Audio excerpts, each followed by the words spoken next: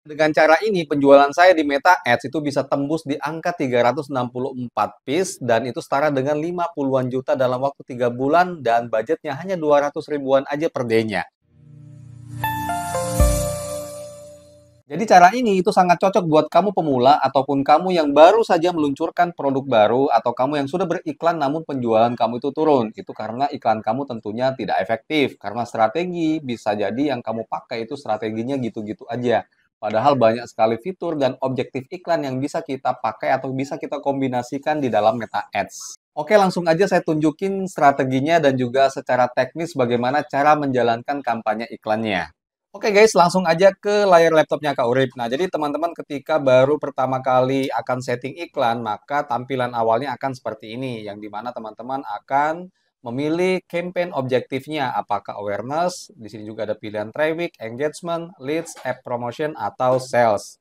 Nah, jadi strategi di sini saya akan memadukan atau mengkombinasikan campaign objektif awareness dan campaign objektif sales. Nah, jadi biasanya campaign awareness ini itu digunakan oleh para advertiser ataupun juga para pebisnis ketika baru meluncur produk barunya atau membuat brand baru gitu ya. Nah, jadi awareness ini bagus sekali untuk digunakan sebagai objektif kita untuk bisa menyebarkan konten iklan kita itu kepada audiens yang lebih luas lagi.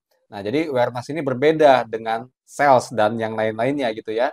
Contoh misalkan kita bedakan dengan campaign objektif sales. Nah, kalau sales ini ketika kita pilih, maka nantinya kita akan memilih event conversion-nya lagi. Contohnya misalkan akan kita pilih event-nya itu purchase atau add to cart atau initiate checkout gitu ya kan. Nah, jadi nantinya algoritma Meta itu akan mendistribusikan konten kita itu sesuai dengan perilaku yang kita pilih gitu ya kan. Contoh misalkan tadi itu orang-orang yang suka memasukkan ke dalam keranjang atau orang-orang suka purchase ya atau belanja atau yang suka initiate checkout mengisi formulir gitu ketika checkout di satu website seperti itu ya teman-teman ya. Nah, itu kenapa untuk campaign objektif sales ini itu biayanya akan lebih mahal karena kita meminta kepada Meta untuk mencarikan orang-orang sesuai dengan perilaku yang kita pilih. Berbeda ketika kita pilih awareness. Nah, ketika campaign objektifnya awareness ini itu tidak seperti sales. Itu artinya ketika awareness ya algoritmanya Meta itu akan mengirimkan kepada orang-orang yang lebih broad lagi. Dan juga bisa jadi nantinya orang-orang yang punya perilaku khusus itu juga akan kena gitu ya kan. Nah, jadi awareness ini tuh jadi orang-orang yang nggak mempunyai perilaku khusus pun juga akan kena juga. Contoh misalkan perilakunya cuman biasa melihat konten, nge-like, share, save comment seperti itu ya teman-teman ya. Jadi awareness ini itu untuk audiens yang lebih luas lagi sehingga bagus banget dipakai ketika kita mau mengkampanyekan produk baru atau bisnis baru kita.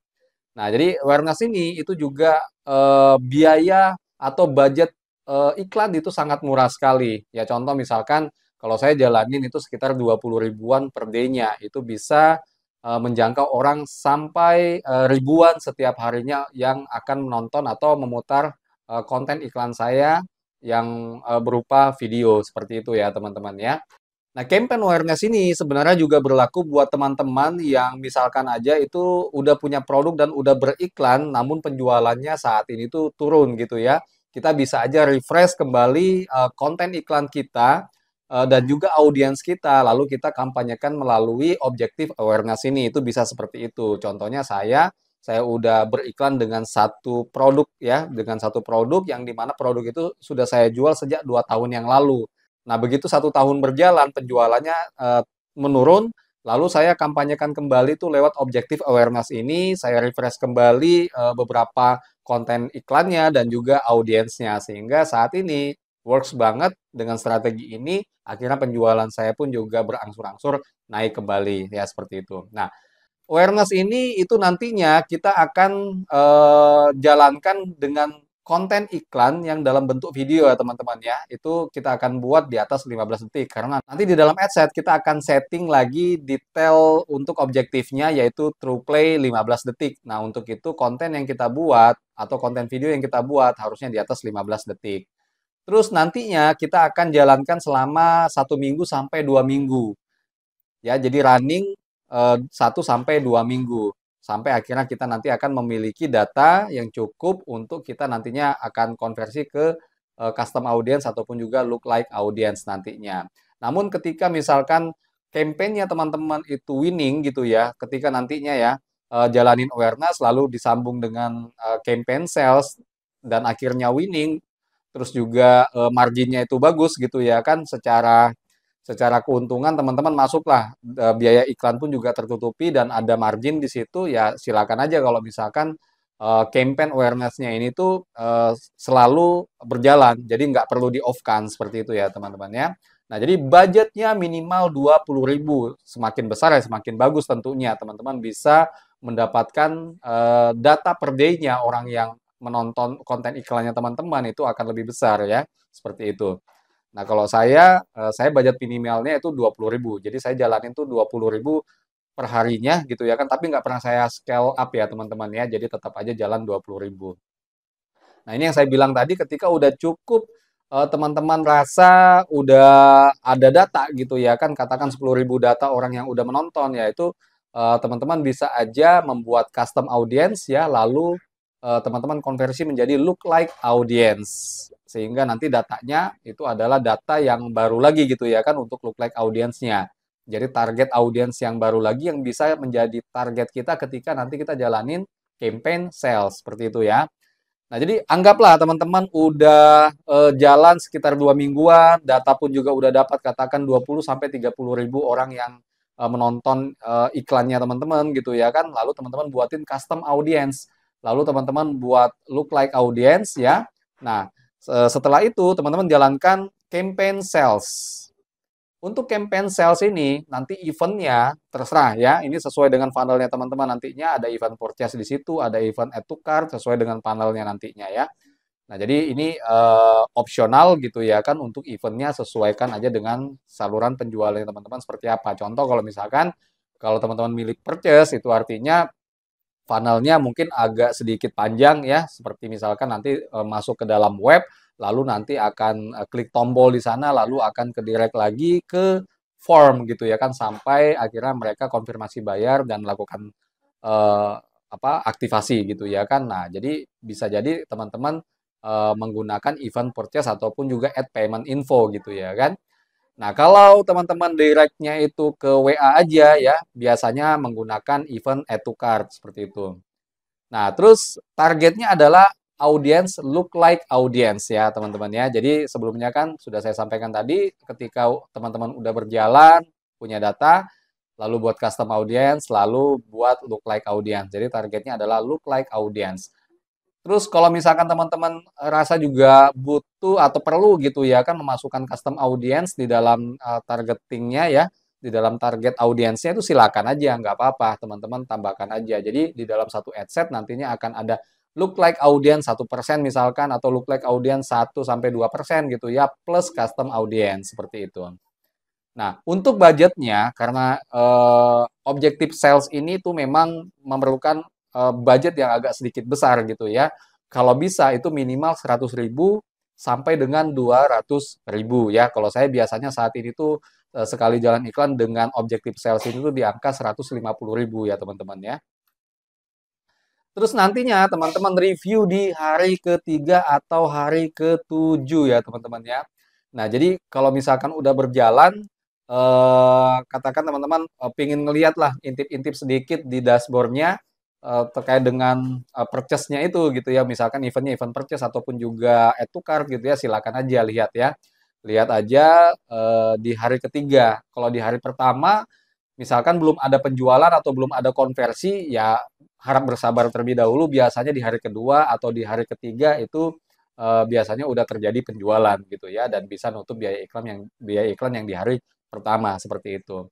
Jangan lupa juga teman-teman ngeliatin CTR-nya ya, CTR klik link-nya dan juga mungkin CTR all-nya gitu ya kan supaya teman-teman bisa menilai apakah konten iklannya itu memang disukai apa tidak seperti itu ya.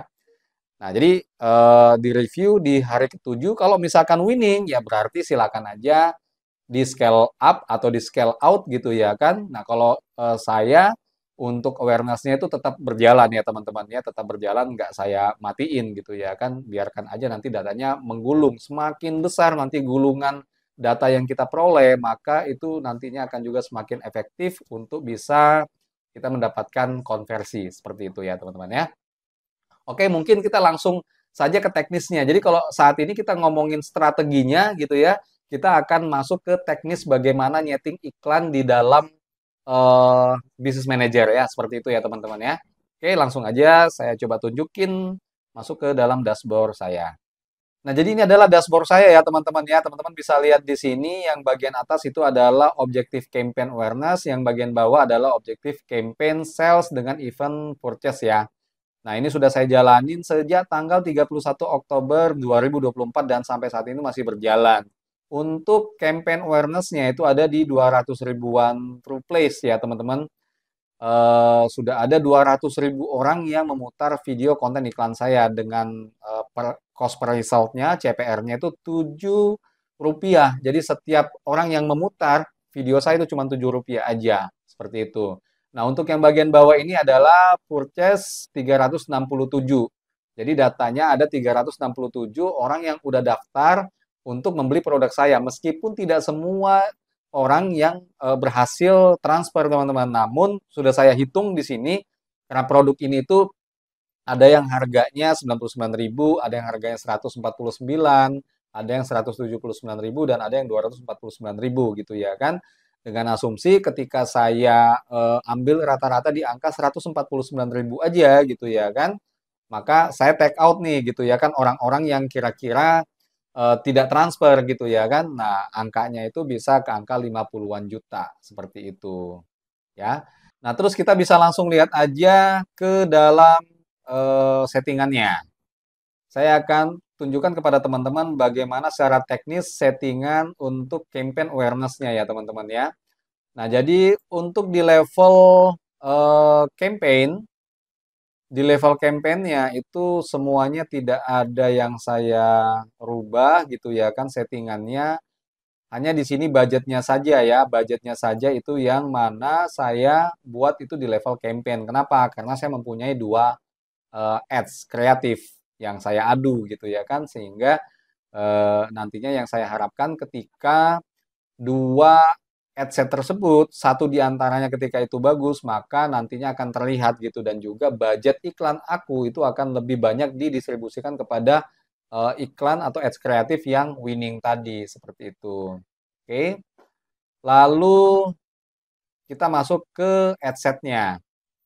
Nah, untuk di adset ya, untuk di adset itu location-nya default Indonesia ya. Terus di bagian custom audience tentunya kosong ya. Kenapa? Karena kita belum punya data gitu ya kan. Karena kita belum punya data dan untuk menjalankan campaign awareness itu juga biasanya hanya menggunakan interest saja atau kita bisa broad juga gitu ya.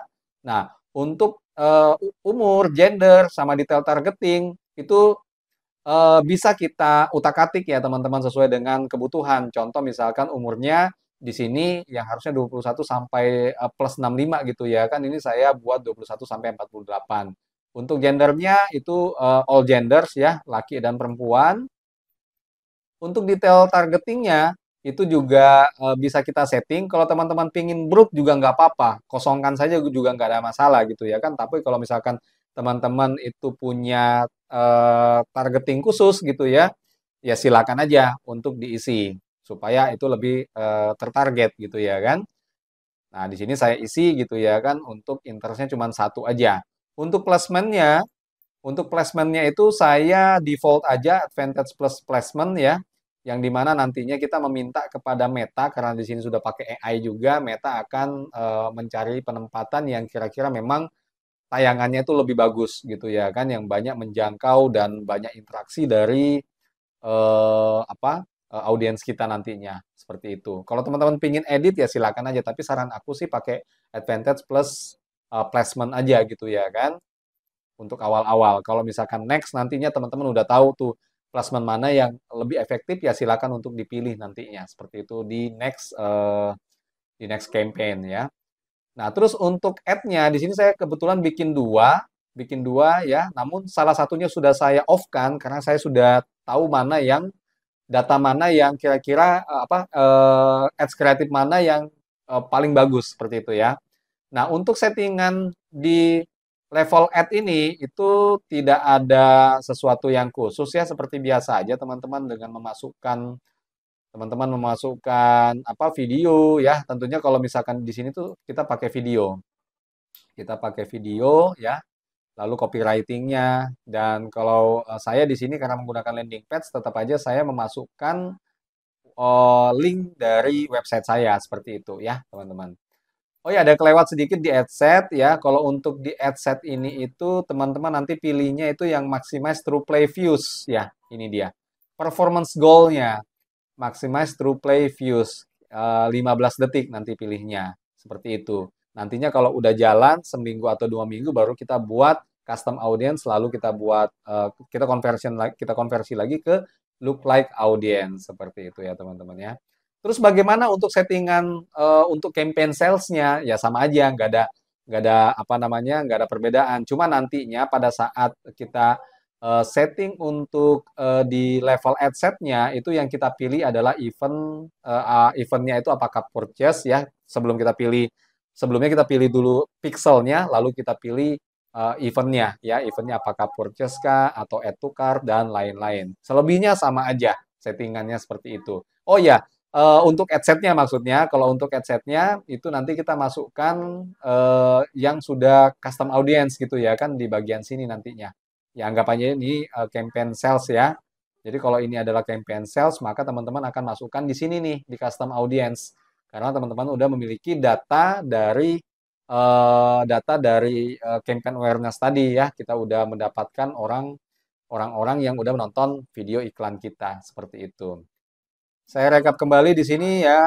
Nah, jadi kita akan mengkombinasikan campaign awareness dan juga campaign sales di sini. Jadi nanti kita akan buat konten video di atas 15 detik, running selama 1 sampai 2 minggu, ataupun juga kalau misalkan bagus aja, itu kita teruskan aja, ya nggak perlu kita off-kan. Budget minimal 20.000, lebih besar lebih bagus. Lalu jangan lupa buat custom audience dan look like audience, itu supaya nanti akan jadi target kita berikutnya ketika kita menjalankan campaign sales. Terus nanti di campaign sales kita jalankan, maka yang kita pilih adalah eventnya, apakah itu purchase, add to cart, insert checkout, sesuai dengan sales funnelnya teman-teman ya. Terus nantinya yang kita targetkan sebagai target audience adalah look like audience dari campaign awareness tadi. Budgetnya 100 sampai dengan 200.000, silakan kalau punya budget berlebih ya silakan aja dipasang lebih besar lagi. Terus kita akan review di 3 hari ataupun juga di 7 hari. Kalau winning kita bisa scale out atau scale up. Oke guys, demikian strategi dan juga teknisnya sudah saya sampaikan secara detail dan sangat lengkap. Semoga bisa kamu praktekin dan bisa berhasil juga dalam beriklan dengan cara strategi ini. Terus kalau kamu misalnya berminat untuk belajar dengan saya secara one-on-one, privat class ya teman-teman ya. Kamu bisa klik link di deskripsi untuk kamu pelajari di dalam landing page. Di sana nanti kamu akan bisa dapetin informasi-informasi tentang apa aja yang kamu dapetin ketika kamu one-on-one private class dengan saya ya. Materi apa aja yang bisa kamu dapetin dan berikut harganya juga ada di sana. By the way, kalau kamu juga tidak sempat, misalkan nggak punya waktu untuk private class ya, kamu bisa bergabung di kelas online saya. Saya juga udah cantumkan linknya juga di dalam deskripsi ya. Jadi ada 2 landing page di sana.